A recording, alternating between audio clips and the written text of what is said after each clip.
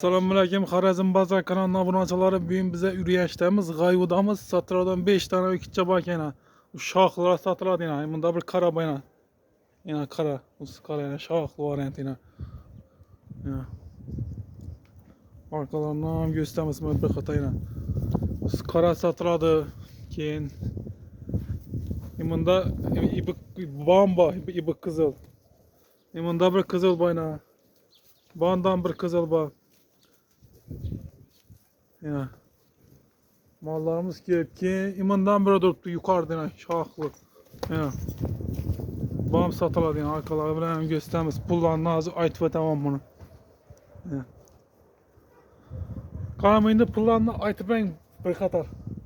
25 litre kayıt veremez. 25 milyon he? Üstünde gelişip sodalarsa onların gelişemizsiydi. Mesela 5 tane mal var.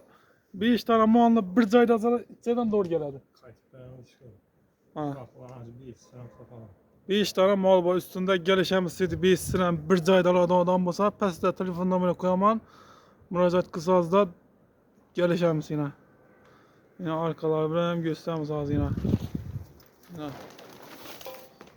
Boğanı şahla satıradı. Kaladı şah sıtadan. Yine. Kime şimdi mal gerek olsa alakalı çıkar este. Yine. Sağlam öz. Bulan sağlamı içik bulan kese sağı yok mu? Kullar udur kopma. Okulları urungan garantiye malla yiyip içtiğim mal bulan. 5 tane mal, öyle malı.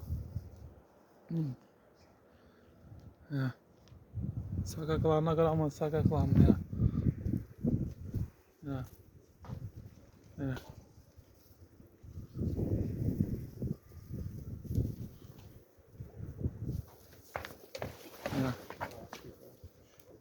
Ya. Bu onu yiyip doğan var.